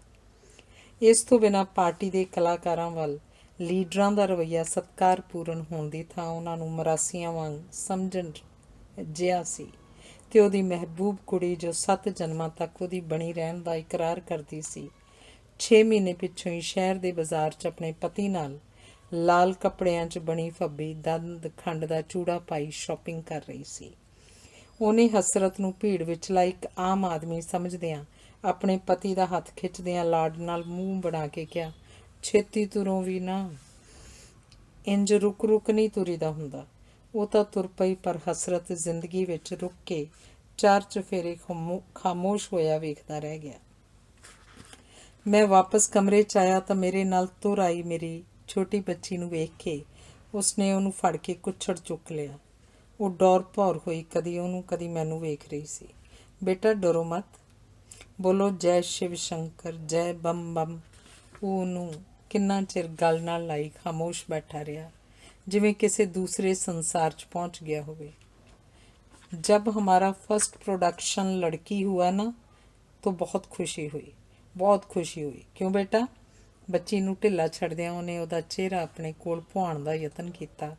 ਉਹਦੀ ਕੱਸ ਢਿੱਲੀ ਹੋਈ ਵੇਖ ਡਰੀ ਹੋਈ ਬੱਚੀ ਇੱਕਦਮ ਦੌੜ ਕੇ ਮੇਰੀ ਗੋਦੀ 'ਚ ਆ ਬੈਠੀ। बहुत खुशी हुई। उस फिर बोलना शुरू किया, लेकिन अब जब लड़का देखने जाते हैं तो पूछते हैं क्या दोगे? मैं कहता हूँ साले एक गोली दूंगा पिस्तौल की, अगर चाहो तो 2-3 भी दे सकता हूँ। तो फिर सिर हिलाਉਂਦਾ हसन लगा। इश्क विचों होई हार ने भावें ਉਹਨੂੰ ਅੰਦਰੋਂ ਕਰਾਰੀ ਚੋਟ ਮਾਰੀ ਤੇ ਉਹ ਟੁੱਟ ਗਿਆ ਸੀ, ਪਰ ਪਾਰਟੀ ਵਿੱਚ ਹੋਈ ਟੁੱਟ ਭੱਜ ਨੇ ਉਹਨੂੰ ਹੋਰ ਵੀ ਤੋੜ ਕੇ ਰੱਖ ਦਿੱਤਾ। ਤੁਸੀਂ ਗਲਤ, ਅਸੀਂ ਠੀਕ, ਤੁਸੀਂ ਗਲਤ ਦੇ ਸ਼ੋਰ ਨੇ ਉਹਦੇ ਕੰਨ ਪਾੜਨੇ ਸ਼ੁਰੂ ਕਰ ਦਿੱਤੇ। ਕੋਈ ਉਹਨੂੰ ਆਪਣੀ ਵੱਲ ਖਿੱਚਦਾ, ਕੋਈ ਹੋਰ ਆਪਣੇ ਵੱਲ, ਤੇ ਇਸ ਰੌਲੇ ਤੋਂ ਖਿੱਝ ਕੇ ਉਹਦਾ ਜੀਅ ਕੀਤਾ ਕਿਤੇ ਦੂਰ ਦੁਰੇਡੇ ਦੌੜ ਜਾਵੇ। ਉਸ ਅੰਦਰਲੇ ਨਾਇਕ ਨੇ ਕੁਝ ਦਿਨ ਸੋਚਿਆ ਤੇ ਫਿਰ ਉਹ ਆਪਣੇ ਹਿੱਸੇ ਆਉਂਦੀ ਜ਼ਮੀਨ ਵਿੱਚੋਂ ਕੁਝ ਜ਼ਮੀਨ ਗਹਿਣੇ ਪਾ ਕੇ ਬੰਬਈ ਪਹੁੰਚ ਗਿਆ ਐਕਟਰ ਬਣਨ ਲਈ। 3-4 ਸਾਲ ਤੋਂ ਪਿੱਛੋਂ ਵਾਪਸ ਪਿੰਡ ਆਇਆ ਤਾਂ ਪਿੰਡ ਦੇ ਨੌਜਵਾਨ ਉਹਨੂੰ ਬੰਬਈ 'ਚ ਪ੍ਰਾਪਤ ਕੀਤੇ ਅਨੁਭਵ ਬਾਰੇ ਸਵਾਲ ਕਰਦੇ। ਉਹਨਾਂ ਨਾਲ ਐਕਟਰਸਾਂ ਦੀਆਂ ਗੱਲਾਂ ਬੜੇ ਚਸਕੇ ਲੈ ਕਰਦਾ। ਵੱਡੀਆਂ ਹੀਰੋਇਨਾਂ ਨਾਲ ਆਪਣੇ ਸੰਬੰਧ ਦੱਸਦਾ। ਨਿੰਮੀ ਨਾਲ ਬੈਠ ਕੇ ਉਹਨੇ ਕਈ ਵਾਰ ਸ਼ਰਾਬ ਪੀਤੀ ਸੀ। ਜਵਾਨੀ ਚੜ੍ਹਦੀ ਮੁਮਤਾਜ਼ ਨੇ ਉਹਨੂੰ ਕਿਹਾ ਸੀ, ਅਰੇ ਤੂੰ ਕਿਤਨਾ ਹਸੀਨ ਹੈ ਰੇ, ਜੀ ਚਾਹਤਾ ਤੁਝੇ ਗਲੇ ਸੇ ਲਗਾ ਲੂੰ। ਇੰਦਰਾ ਬਿੱਲੀ ਨਾਲੋਂ ਛੇਤੀ ਇੱਕ ਫਿਲਮ 'ਚ ਆ ਰਿਹਾ ਸੀ ਅਤੇ ਉਹ ਤਾਂ ਉਸਦੀ ਘੜੇ ਦੀ ਮੱਛੀ ਸੀ। ਗੋਪਾਲ ਸਹਿਗਲ ਨੇ ਖਰੈਤੀ ਭੈਂਗੇ ਵਰਗੇ ਦਾ ਹੁਣ ਜੁੱਟ ਸਨ ਆਦਿ। ਉਹ ਕਈ ਫਿਲਮਾਂ ਦੇ ਨਾਂ ਵੀ ਲੈਂਦਾ ਜਿਹੜੀਆਂ ਅਜੇ ਰਿਲੀਜ਼ ਹੋਣੀਆਂ ਸਨ ਅਤੇ ਜਿਨ੍ਹਾਂ 'ਚ ਉਹਨੇ ਹੀਰੋ ਦਾ ਰੋਲ ਕੀਤਾ ਸੀ। ਨੌਜਵਾਨ ਮੁੰਡੇ ਉਹਦੇ ਦੁਆਲੇ ਘੰਟਿਆਂ ਬੱਧੀ ਬੈਠੇ ਰਹਿੰਦੇ। ਉਹ ਉਹਨਾਂ ਸਾਹਮਣੇ ਖਿਆਲਾਂ ਵਿੱਚ ਹੀ ਪਰੀਆਂ ਦੀ ਦੁਨੀਆ ਵਸਾ ਦਿੰਦਾ। ਉਹ ਖੁਸ਼ ਸੀ। ਪਿੰਡ ਦੇ ਨਿਆਣੇ ਸਿਆਣੇ ਨਾ ਸਹੀ, ਨੌਜਵਾਨ ਤਬਕਾ ਤਾਂ ਉਹਨੂੰ ਅਜੇ ਵੀ ਨਾਇਕ ਮੰਨਣ ਲਈ ਤਿਆਰ ਸੀ, ਪਰ ਅੰਦਰੋਂ ਟੁੱਟ ਚੁੱਕਾ ਸੀ। ਬੰਬਈ ਤੋਂ ਸ਼ਰਾਬ ਤੇ ਸਿਗਰਟ ਦੀ ਆਦਤ ਉਹ ਆਪਣੇ ਨਾਲ ਲੈ ਕੇ ਆਇਆ ਸੀ। ਉਹ ਹਰ ਸਮੇਂ ਨਸ਼ੇ 'ਚ ਗੁੱਟ ਰਹਿਣ ਲੱਗਾ। ਨਸ਼ਈ ਹੋਇਆ ਗਲੀਆਂ 'ਚ ਫਿਰਦਾ। ਉਹ ਕਈ ਰਹੱਸ ਉਦਘਾਟਨ ਕਰਦਾ। ਉਹ ਕਹਿੰਦਾ ਸ਼ਰਾਬ ਪੀਤਿਆਂ ਉਹਨੂੰ ਮੱਛਰ ਨਹੀਂ ਲੜਦਾ, ਕਿਉਂਕਿ ਜਦੋਂ ਮੈਂ ਸ਼ਰਾਬੀ ਹੁੰਦਾ ਤਾਂ ਮੱਛਰ ਲੜੇ ਵੀ ਤਾਂ ਮੈਨੂੰ ਸੁਰਤ ਨਹੀਂ ਹੁੰਦੀ, ਪਰ ਮੈਨੂੰ ਜਦੋਂ ਹੋਸ਼ ਆਉਂਦੀ ਹੈ ਓਨੇ ਚਿਰ ਨੂੰ ਮੈਨੂੰ ਲੜ ਲੜ ਕੇ ਮੱਛਰ ਖੁਦ ਸ਼ਰਾਬੀ ਹੋ ਜਾਂਦਾ ਅਤੇ ਉਸ 'ਚ ਲੜਨ ਦੀ ਹਿੰਮਤ ਨਹੀਂ ਰਹਿੰਦੀ। ਲੋਕ ਉਹਦੇ ਤਰਕ 'ਤੇ ਹੱਸ ਹੀ ਰਹੇ ਹੁੰਦੇ ਅਤੇ ਉਹ ਬੋਲ ਉੱਠਦਾ, ਇਹ ਸਭ ਲੋਕ ਮੱਛਰ ਨੇ, ਮੈਨੂੰ ਕੁੱਟਣਾ ਚਾਹੁੰਦੇ ਨੇ, ਨਿਰੀ ਬਿਮਾਰੀ, ਨਿਰਾ ਮਲੇਰੀਆ ਨੇ ਇਹ ਲੋਕ। ਫਿਰ ਪਹਿਲੀ ਗਹਿਣੇ ਪਾ ਕੇ ਉਹਨੇ ਇੱਕ ਪ੍ਰੋਜੈਕਟਰ ਖਰੀਦ ਲਿਆਂਦਾ ਅਤੇ ਰਾਤ ਨੂੰ ਸ਼ਰਾਬੀ ਹੋਇਆ ਪਿੰਡ ਦੀਆਂ ਗਲੀਆਂ 'ਚ ਮੁੰਡੀਰ ਨੂੰ ਇਕੱਠੀ ਕਰਕੇ ਬਗਦਾਦ ਕੀ ਰਾਤੇਂ ਫਿਲਮ ਵਿਖਾਉਂਦਾ, ਜਿਸ 'ਚ ਉਹਨੇ ਕੰਮ ਕੀਤਾ ਸੀ ਅਤੇ ਇੱਕ ਖੋਤੇ ਦੀ ਪਿੱਠ 'ਤੇ ਪਿਛਲੇ ਪਾਸੇ ਮੂੰਹ ਕਰੀ ਉਹਦੀ ਪੂਛ ਫੜ ਕੇ ਬੈਠਾ ਸੀ। ਉਹ ਵੇਖੋ ਤੁਹਾਡੇ hero Gurbachan Singh, Hasrat of ਸੁਰ ਸਿੰਘ ਵੀ। ਉਹ ਖੁਸ਼ੀ 'ਚ ਚੀਕ ਉੱਠਦਾ। ਮਾੜੀਆਂ ਵਹਿਬਤਾਂ ਅਤੇ ਨਸ਼ਿਆਂ ਵਿੱਚ ਉਹ ਗਰਕ ਹੋ ਰਿਹਾ ਸੀ। ਉਹਨੂੰ ਲੱਗਦਾ ਉਹਦੇ ਜ਼ਮੀਨ ਤੋਂ ਪੈਰ ਉਖੜ ਗਏ ਸਨ ਅਤੇ ਤੇਜ਼ ਪਾਣੀ ਉਹਨੂੰ ਰੋੜ ਕੇ ਲਈ ਜਾ ਰਿਹਾ ਸੀ, ਪਰ ਉਹ ਤਾਂ ਪਾਣੀ ਵਿੱਚ ਚੱਟਾਨ ਬਣ ਕੇ ਉੱਭਰਨਾ ਚਾਹੁੰਦਾ ਸੀ। ਉਹਦੇ ਘਰਦਿਆਂ, ਅੰਗਾਂ ਸਾਕਾਂ, ਸਹੁਰਿਆਂ ਸਭ ਨੇ ਪੂਰੀ ਵਾਹ ਲਾਈ ਕਿ ਉਹ ਰਾਹ ਰਸਤੇ 'ਤੇ ਆ ਜਾਏ। ਤੁਸੀਂ ਮੈਨੂੰ ਕਿਹੜੇ ਰਾਹ ਤੋਰਨਾ ਚਾਹੁੰਦੇ? ਜਾਓ, ਮੈਂ ਤੁਹਾਡੇ ਰਾਹ 'ਤੇ ਨਹੀਂ ਤੁਰਦਾ। ਤੁਸੀਂ ਕੌਣ ਹੋ ਫੈਸਲਾ ਕਰਨ ਵਾਲੇ ਕਿ ਤੁਹਾਡਾ ਰਾਹ ਠੀਕ ਹੈ? ਮੈਂ ਕਹਿੰਦਾ ਮੈਂ ਠੀਕ ਹਾਂ, ਮੇਰਾ ਰਾਹ ਸੱਚ ਨੂੰ ਜਾਂਦਾ, ਰੱਬ ਨੂੰ ਜਾਂਦਾ, ਉਹ ਆਖਦਾ। ਪਰ ਫਿਰ ਪਤਾ ਨਹੀਂ ਉਹਦੇ ਮਨ 'ਚ ਕੀ ਆਈ, ਉਹਨੇ 10-15 ਦਿਨ ਬਿਲਕੁਲ ਸ਼ਰਾਬ ਨਾ ਪੀਤੀ। ਉਹਦੀ ਦਾੜ੍ਹੀ ਵੱਧ ਗਈ। ਸਿਰ ਉੱਤੇ ਉਹਨੇ ਫਿਰ ਪੱਗ ਬੰਨ੍ਹਣੀ ਸ਼ੁਰੂ ਕਰ ਦਿੱਤੀ ਸੀ। ਬੜਾ ਘੱਟ ਬੋਲਦਾ, ਹਰ ਵੇਲੇ ਕੁਝ ਨਾ ਕੁਝ ਸੋਚਦਾ ਰਹਿੰਦਾ। ਅਤੇ ਇੱਕ ਦਿਨ ਉਹਨੇ ਗ੍ਰੰਥੀਆਂ ਨੂੰ ਬੁਲਾ ਕੇ ਆਪਣੇ ਘਰ ਅਖੰਡ ਪਾਠ ਆਰੰਭ ਕਰਵਾ ਦਿੱਤਾ। ਆਪ ਨਹਾ ਧੋ ਕੇ ਸਫੈਦ ਕੱਪੜੇ ਪਹਿਨੇ ਅਤੇ ਪਾਠ ਸੁਣਨ ਬੈਠ ਗਿਆ। ਘੰਟਾ 2 ਘੰਟੇ ਉਹ ਗੁੰਮ-ਸੁੰਮ ਹੋਇਆ ਬੈਠਾ ਰਿਹਾ। ਫਿਰ ਪਤਾ ਨਹੀਂ ਉਹਦੇ ਮਨ 'ਚ ਕੀ ਆਈ, ਸ਼ਰਾਬ ਦੀ ਬੋਤਲ ਲੈ ਕੇ ਬਰੂਹਾਂ 'ਚ ਪੀਣ ਬੈਠ ਗਿਆ। ਘਰ ਦੇ 100 ਖਿਜੇ, 100 ਲੜੇ, ਪਰ ਉਹ ਪੀਤੀ ਜਾ ਰਿਹਾ ਸੀ, ਬੋਤਲ 'ਤੇ ਬੋਤਲ। ਉਹ ਦਿਨ, ਅਗਲਾ ਦਿਨ ਉਹ ਵਿਹੜੇ 'ਚ ਸ਼ਰਾਬ ਪੀਂਦਾ ਰਿਹਾ। ਜਿਸ ਦਿਨ ਭੋਗ ਪੈਣਾ ਸੀ ਉਸ ਦਿਨ ਸਵੇਰੇ ਉੱਠ ਕੇ ਉਸ ਫਿਰ ਇਸ਼ਨਾਨ ਕੀਤਾ, ਧੋਤੇ ਕੱਪੜੇ ਪਾਏ ਅਤੇ ਭੋਗ ਦੀ ਅਰਦਾਸ 'ਚ ਆ ਸ਼ਾਮਿਲ ਹੋਇਆ। ਗ੍ਰੰਥੀ ਤੋਂ ਪਿੱਛੋਂ ਉਹਨੇ ਆਪਣੀ ਅਰਦਾਸ ਸ਼ੁਰੂ ਕਰ ਦਿੱਤੀ। ਹੇ ਗਰੀਬ ਨਿਵਾਜ, ਕਰਨ ਕਰਾਵਣ ਆਪੇ ਆਪ, ਮਾਨਸ ਕੇ ਕਿਛ ਨਾਹੀ ਹਾਥ।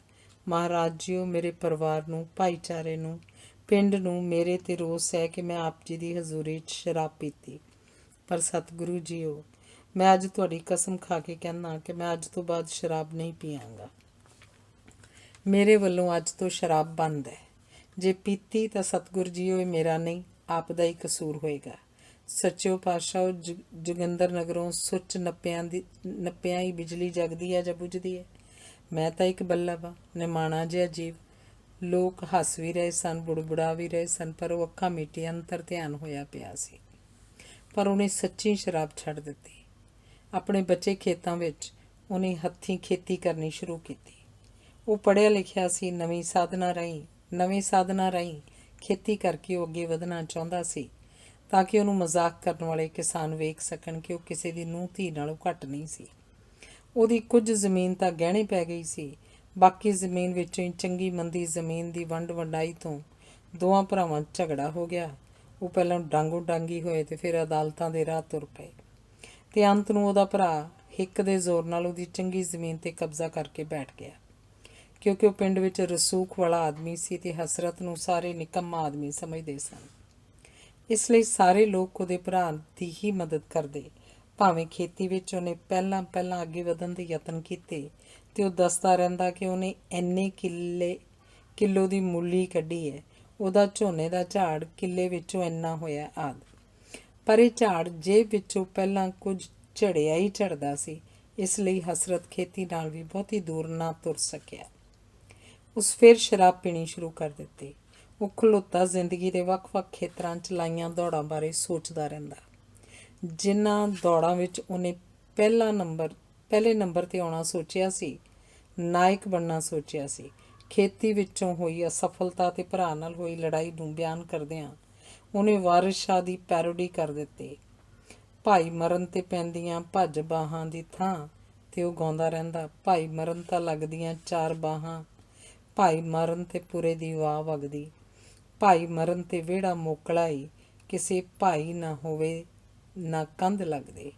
ਸਰਗਰਮ ਸਿਆਸਤ ਤੋਂ ਹੁਣ ਬਿਲਕੁਲ ਵੱਖ ਹੋ ਚੁੱਕਾ ਸੀ। ਕਮਿਊਨਿਸਟ ਵੰਡੇ ਜਾ ਚੁੱਕੇ ਸਨ ਅਤੇ ਉਹਦੇ ਆਪਣੇ ਯਾਰ ਕੁਝ ਇੱਕ ਪਾਸੇ ਕੁਝ ਦੂਜੇ ਪਾਸੇ ਬਕੌਲ ਉਹਦੇ ਪੰਜਾਲੀ ਵਿੱਚ ਸਿਰ ਦਿੱਤੀ ਵਗੀ ਜਾ ਰਹੇ ਸਨ ਅਤੇ ਉਹਨਾਂ ਦੇ ਸਿਰਾਂ 'ਤੇ ਛਾਂਟੇ ਲੈ ਕੇ ਬੈਠੇ ਲੀਡਰਾਂ ਬਾਰੇ ਉਹ ਕਹਿੰਦਾ, ਸਭ ਸਾਲੇ ਹਾਥੀ ਨੇ, ਵਿਖਾਣ ਵਾਲੇ ਦੰਦ ਹੋਰ, ਖਾਣ ਵਾਲੇ ਦੰਦ ਹੋਰ। ਉਹ ਗੱਲੀ ਬਾਤੀ ਸਭ ਯਾਰਾਂ ਨੂੰ ਖੁਸ਼ ਰੱਖਦਾ, ਪਰ ਵੋਟ ਕਿਸੇ ਨੂੰ ਨਾ ਪਾਉਂਦਾ। ਜਦੋਂ ਕਾਂਗਰਸ ਵਿਰੁੱਧ ਸਾਂਝੇ ਫਰੰਟ ਦੀਆਂ ਸਰਕਾਰਾਂ ਬਣੀਆਂ ਤਾਂ ਕਿਸੇ ਨੇ ਉਸ ਤੋਂ ਹੋ ਰਹੀਆਂ ਚੋਣਾਂ ਬਾਰੇ ਰਾਏ ਪੁੱਛੀ। ਉਸ ਇੱਕ ਟੋਟਕਾ ਜੋੜਿਆ ਅਤੇ ਫਿਰ ਸ਼ਰਾਬੀ ਹੋਇਆ। ਉਹ ਪਿੰਡ ਦੇ ਮੋੜਾਂ 'ਤੇ ਕੰਨ ਉੱਤੇ ਹੱਥ ਰੱਖ ਕੇ ਉੱਚੀ ਉੱਚੀ ਗਾਉਂਦਾ ਫਿਰਦਾ, ਚੰਗਾ ਦੋਹਾਂ 'ਚੋਂ ਮੈਨੂੰ ਕੋਈ ਲੱਗਦਾ ਨਹੀਂ, ਭਾਵੇਂ ਸੰਤ ਹੋਵੇ ਅਤੇ ਭਾਵੇਂ ਗਿੱਲ ਹੋਵੇ। ਜ਼ਖਮ ਦੋਹਾਂ ਨੇ ਕਰ ਜ਼ਰੂਰ ਦੇਣਾ, ਭਾਵੇਂ ਕੱਚ ਹੋਵੇ ਅਤੇ ਭਾਵੇਂ ਕਿੱਲ ਹੋਵੇ। ਡੰਗ ਕਿਸੇ ਵੀ ਮਾਰਨੋਂ ਉੱਕਣਾ ਨਹੀਂ, ਭਾਵੇਂ ਭੂੰਡ ਹੋਵੇ ਅਤੇ ਭਾਵੇਂ ਖਿੱਲ ਹੋਵੇ। ਹਸਰਤ ਪੈਸੇ ਨੂੰ ਪੈਂਦੀਆਂ ਸਭ ਵੋਟਾਂ, ਭਾਵੇਂ ਕਾਂ ਹੋਵੇ ਅਤੇ ਭਾਵੇਂ ਇੱਲ ਹੋਵੇ। ਫਿਲਮਾਂ ਦੀ ਗੱਲ ਹੁਣ ਬਹੁਤ ਹੀ ਘੱਟ ਕਰਦਾ ਸੀ, ਪਰ ਐਕਟਰ ਬਣਨ ਦੀ ਰੀਝ ਉਸ ਵਿੱਚੋਂ ਗਈ ਨਹੀਂ ਸੀ। ਇਸ ਲਈ ਉਹਨੇ ਸ਼ਾਇਦ ਆਪਣਾ ਬਾਣਾ ਬਦਲ ਲਿਆ, ਚਿੱਟਾ ਕੁੜਤਾ, ਤੀੜ ਕਚਹਿਰਾ, ਦਾੜੀ ਖੁੱਲ੍ਹੀ ਅਤੇ ਸਿਰ ਉੱਪਰ ਗੋਲ ਦਸਤਾਰ। ਉਹਨੇ ਐਲਾਨ ਕਰ ਦਿੱਤਾ ਕਿ ਉਸ ਨੂੰ ਭਗਵਾਨ ਦੇ ਸਾਕਸ਼ਾਤ ਦਰਸ਼ਨ ਹੋਏ ਹਨ ਅਤੇ ਉਸਨੇ ਉਰਦੂ ਦੀ ਇੱਕ ਰੋਜ਼ਾਨਾ ਅਖਬਾਰ ਵਿੱਚ ਪਰਮਾਤਮਾ ਨਾਲ ਮੇਲ 'ਚੋਂ ਪ੍ਰਾਪਤ ਹੋਏ ਅਨੁਭਵ ਬਾਰੇ ਲਿਖਣਾ ਸ਼ੁਰੂ ਕਰ ਦਿੱਤਾ। ਉਹਦਾ ਕਹਿਣਾ ਸੀ, ਜਿਹੜਾ ਉਹਦੀ ਸਿੱਖਿਆ 'ਤੇ ਚੱਲੇਗਾ ਉਹਨੂੰ ਪਰਮਾਤਮਾ ਦੇ ਦਰਸ਼ਨ ਹੋ ਜਾਣਗੇ। ਕੁਝ ਚਿਰ ਇਸ ਤਰ੍ਹਾਂ ਗੁਜ਼ਰਿਆ ਅਤੇ ਫਿਰ ਉਹਨੇ ਐਲਾਨ ਕਰ ਦਿੱਤਾ ਕਿ ਉਹ ਖੁਦ ਹੀ ਸ਼ੰਕਰ ਭਗਵਾਨ ਦਾ ਅਵਤਾਰ ਹੈ, ਉਹਦਾ ਸਾਕਸ਼ਾਤ ਰੂਪ। ਸ਼ਰਾਬ ਤਾਂ ਉਹ ਪਹਿਲਾਂ ਹੀ ਪੀਂਦਾ ਸੀ। ਆਪਣੇ ਅੰਦਰਲੇ ਸ਼ੰਕਰ ਭਗਵਾਨ ਨੂੰ ਖੁਸ਼ ਕਰਨ ਲਈ ਉਹਨੇ ਹੁਣ ਭੰਗ ਅਤੇ ਸੁੱਖਾ ਪੀਣਾ ਸ਼ੁਰੂ ਕਰ ਦਿੱਤਾ ਅਤੇ ਹਰ ਵੇਲੇ ਨਸ਼ੇ 'ਚ ਗੁੱਟ ਰਹਿਣ ਲੱਗਾ। ਹੁਣ ਉਹ ਕਦੀ ਨਿਹੰਗ ਬਣ ਜਾਂਦਾ, ਹੱਥ ਵਿੱਚ ਖੰਡਾ ਫੜ ਲੈਂਦਾ, ਕਦੀ ਚਿੱਟੇ ਸਫੈਦ ਦੁੱਧ ਧੋਤੇ ਕੱਪੜੇ, ਕਦੀ ਸਿਰ 'ਤੇ ਪੱਗ, ਕਦੀ ਹਜਾਮਤ ਕਰਾ ਕੇ ਮੌਲਵੀ ਕੱਟ ਦਾੜੀ ਬਣਾ ਲੈਂਦਾ। ਉਹ ਹਰ ਧਰਮ ਦਾ ਆਪਣੇ ਆਪ ਨੂੰ ਪ੍ਰਤੀਨਿਧ ਆਖਦਾ। ਅਖਬਾਰਾਂ ਵਿੱਚ ਉਹਦੇ ਲੇਖ ਪੜ੍ਹ ਕੇ ਦੂਰ ਦੂਰ ਤੋਂ ਲੋਕ ਉਹਨੂੰ ਚਿੱਠੀਆਂ ਲਿਖਣ ਲੱਗੇ ਕਿ ਕੀ ਉਹ ਉਹਨਾਂ ਨੂੰ ਪਰਮਾਤਮਾ ਦੇ ਦਰਸ਼ਨ ਕਰਵਾ ਸਕਦਾ ਸੀ। ਲੋਕ ਆਉਂਦੇ ਅਤੇ ਉਹਨੂੰ ਪੁੱਛਦੇ, ਪਤਾ ਨਹੀਂ ਉਹ ਅਖਬਾਰਾਂ 'ਚ ਕੀ ਲਿਖਦਾ ਸੀ, ਕੀ ਸਿੱਖਿਆ ਦਿੰਦਾ ਸੀ, ਪਰ ਬਾਹਰੋਂ ਲੋਕ ਉਸ ਵੱਲ ਤੁਰੇ ਰਹਿੰਦੇ। ਲੋਕ ਆਉਂਦੇ ਅਤੇ ਉਸ ਬਾਰੇ ਪੁੱਛਦੇ ਤਾਂ ਪਿੰਡ ਦੇ ਲੋਕ ਅੱਗੋਂ ਹੱਸ ਪੈਂਦੇ। ਆਏ ਲੋਕ ਹੈਰਾਨ ਹੁੰਦੇ ਪਰ ਚੁੱਪ ਕਰ ਰਹਿੰਦੇ। ਉਂਝ ਪਿੰਡ ਦੇ ਕੁਝ ਅਨਪੜ੍ਹ ਲੋਕ ਵੀ ਉਹਦੇ ਗਿਆਨ ਗੋਸ਼ਟ ਦੀਆਂ ਗੱਲਾਂ ਸੁਣ ਕੇ ਉਹ ਤੋਂ ਪ੍ਰਭਾਵਿਤ ਹੋਏ ਬਿਨਾਂ ਨਾ ਰਹਿ ਸਕਦੇ। ਮੈਂ ਉਹਦੀਆਂ ਧਾਰਮਿਕ ਅਨੁਭਵ ਦੀਆਂ ਗੱਲਾਂ ਕਦੀ ਘੱਟ ਹੀ ਸੁਣੀਆਂ ਸਨ, ਪਰ ਅਚਾਨਕ ਪਰਸੋਂ ਪਿੰਡ ਦੇ ਬਾਜ਼ਾਰ ਵਿੱਚ ਲੋੜੋਂ ਵੱਧ ਨਸ਼ਈ ਹੋਇਆ ਹਸਰਤ ਮੈਨੂੰ ਮਿਲ ਪਿਆ। ਉਹਦੇ ਹੱਥ ਵਿੱਚ ਝੋਲਾ ਸੀ ਜਿਸ 'ਚ ਉਹਨੇ ਇੱਕ ਫਾਈਲ ਰੱਖੀ ਹੋਈ ਸੀ। ਉਸ ਫਾਈਲ ਵਿੱਚ ਉਹਦਾ ਹੁਣ ਤੱਕ ਲਿਖੇ ਧਾਰਮਿਕ ਲੇਖਾਂ, ਕਵਿਤਾਵਾਂ, ਕਹਾਣੀਆਂ ਦਾ ਸੰਗ੍ਰਹਿ ਸੀ। ਉਹਨੇ ਮੈਨੂੰ ਵੇਖਿਆ ਅਤੇ ਬਦੋ-ਬਦੀ ਮੇਰੀ ਬਾਂਹ ਫੜ ਲਈ। ਉਹ ਸ਼ਰਾਬੀ ਹੋਇਆ ਝੂਲ ਰਿਹਾ ਸੀ। ਪਿੰਡ ਦੇ ਲੋਕਾਂ ਲਈ ਇਹ ਬੜੀ ਜਾਣੀ ਪਛਾਣੀ ਝਾਕੀ ਸੀ। ਕੋਈ ਹੱਸ ਕੇ, ਕੋਈ ਘੂਰ ਕੇ ਕੋਲੋਂ ਲੰਘ ਰਿਹਾ ਸੀ। ਹਸਰਤ ਨੇ ਮੇਰੇ ਵੱਲ ਹੱਥ ਕਰਦਿਆਂ ਕਿਹਾ, ਸ਼ੇਕ ਹੈਂਡ। ਮੈਂ ਉਸ ਨਾਲ ਹੱਥ ਮਿਲਾਇਆ। ਉਸ ਮੇਰੇ ਨਾਲ ਖੱਬਾ ਹੱਥ ਮਿਲਾਉਂਦਿਆਂ ਕਿਹਾ, ਭਗਵਾਨ ਕੀ ਜਿਸ ਪਰ ਨਜ਼ਰੇ ਇਨਾयत ਹੋ उसके साथ ही बायां हाथ मिलाते हैं जाओ तुम्हारे 3 लोग संवर गए। फिर उन्हें कंबते हत्थां नाल फाइल खोली तो मेरे सामने फैला देती। देखो दोस्त, ये सब लोग गधे हैं। ये शंकर को नहीं समझते कि शंकर क्या है। शंकर कितना बड़ा राइटर है, कितना बड़ा फिलोसफर है, कितना बड़ा मार्क्सिस्ट है, कितना बड़ा आर्टिस्ट है। ये तो मुझे बहुत बड़ा उल्लू का पट्ठा समझते हैं, मुझे थानेदारनी का नालायक बेटा समझते हैं। वो दंत पड़ीच के हंसन लगा। इसीलिए भगवान अब जिंदा नहीं रहेगा दोस्त, भगवान अब जल्दी मर जाएगा। ये लोग कभी समझ ही नहीं पाएंगे कि शंकर क्या है, कि शंकर मर जाएगा। तो फिर वो जिवें डर ही निराश हो गया होवे। शंकर तो मर जाएगा, लेकिन शंकर की तारीख कौन लिखेगा? कौन मेरे मरने के बाद जानेगा कि शंकर इतना महान था? कौन लिखेगा मेरी तारीख? फिर वो मैनू संबोधित होया, यार तुम लिखना। कोई नहीं जान सकता साला के हसरत के मन में कितनी हसरतें थी, सिर्फ तुम जानते हो, अकेले तुम लिखना मेरी तारीख मेरे यार। बोलो लिखोगे ना? बोलो भी। मेरे कोल हाँ करन तो बिना कोई चारा ही नहीं सी। ਉਹਨੇ ਆਪਣੀ ਫਾਈਲ ਮੈਨੂੰ ਫੜਾ ਦਿੱਤੀ ਤਾਂ ਕਿ ਮੈਂ ਉਹਦੀਆਂ ਲਿਖਤਾਂ ਵਿੱਚੋਂ ਉਹਦੀ ਸ਼ਖਸੀਅਤ ਬਾਰੇ ਠੋਸ ਰਾਏ ਬਣਾ ਸਕਾਂ।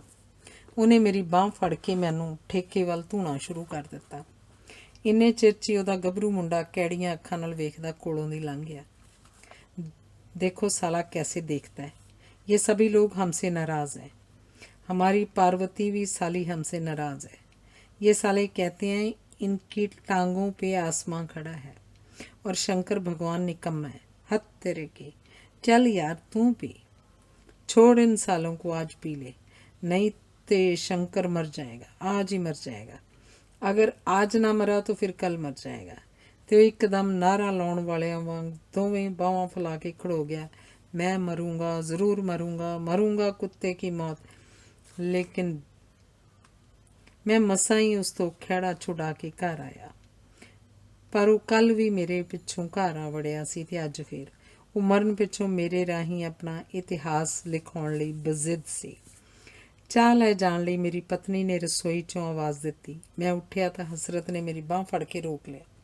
ठहरो दोस्त, तुम नहीं जा सकते, तुम चाय नहीं ला सकते, तुम कुछ भी नहीं ला सकते, तुम कुछ भी नहीं ला सकते, तुम सुर्ख इनकलाब भी नहीं ला सकते। वो ज़्यादा नशई हो गया लगता सी। ते कौन लाएगा सुर्ख इनकलाब? उन्हें छत ਵੱਲ ਘੂਰਦਿਆਂ ਉੱਚੀ ਆਵਾਜ਼ 'ਚ ਕਿਹਾ, ਜਿਵੇਂ ਮਸਾਣ ਕੱਢਣ ਵਾਲੇ ਬੋਲਦੇ ਹਨ। कौन लाएगा सुर्ख इनकलाब? मैं लाऊंगा सुर्ख इनकलाब। उसने मरदावी शक्ति विखाउंदे इश्तिहारां वांग मुक्का वट के बांह खड़ी की। मैं लाऊंगा सुर्ख इनकलाब। वो उठिया ते तन के खड़ो गया। सब तहस नहस कर दूंगा, शंकर भगवान सब भस्म कर देगा, मैं अकेला ही लाऊंगा उस सुर्ख इनकलाब, अकेला ही। ਤੇ ਫਿਰ ਉਹ ਇੱਕਦਮ ਸੋਫੇ 'ਤੇ ਟਹਿ ਪਿਆ। ਉਹਦਾ ਤਣਿਆ ਜੁੱਸਾ ਢਿੱਲਾ ਹੋ ਗਿਆ ਤੇ ਉਹ ਬਿਲਕੁਲ ਮਾਸੂਮ ਬੱਚਿਆਂ ਵਰਗਾ ਮੂੰਹ ਬਣਾ ਕੇ ਬੋਲਿਆ, लेकिन मैं अकेला कैसे ला सकता हूँ मेरे यार, मैं अकेला कैसे ला सकता हूँ।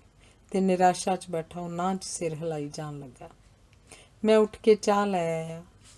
ਉਹ ਅਜੇ ਉਸੇ ਤਰ੍ਹਾਂ ਹੀ ਸਿਰ ਹਿਲਾਈ ਜਾ ਰਿਹਾ ਸੀ। ਮੈਂ ਚਾਹ ਰੱਖ ਦਿੱਤੀ। ਮੇਰੀ ਪਤਨੀ ਅਜੇ ਰਸੋਈ 'ਚ ਭਾਂਡੇ ਹੀ ਸਾਂਭ ਰਹੀ ਸੀ ਕਿ ਮੇਰਾ ਛੋਟਾ ਬੱਚਾ ਜੋ ਪੰਘੂੜੇ 'ਚ ਸੁੱਤਾ ਸੀ ਜਾਗ ਪਿਆ ਤੇ ਰੋਣ ਲੱਗਾ। ਉਹਦੀ ਆਵਾਜ਼ ਸੁਣ ਕੇ ਹਸਰਤ ਨੇ ਇੱਕਦਮ ਕੰਨ ਖੜੇ ਕਰ ਲਏ। जाओ उस नन्हे बेटे को उठा कर लाओ, जाओ, हम हुक्म देता है। हसरत ने मैनू किया। मैं बच्चे नू पंघूड़े च उठा के कुछड़ चुक लिया। लाओ इसको, मुझे पकड़ा दो, लाओ लाओ।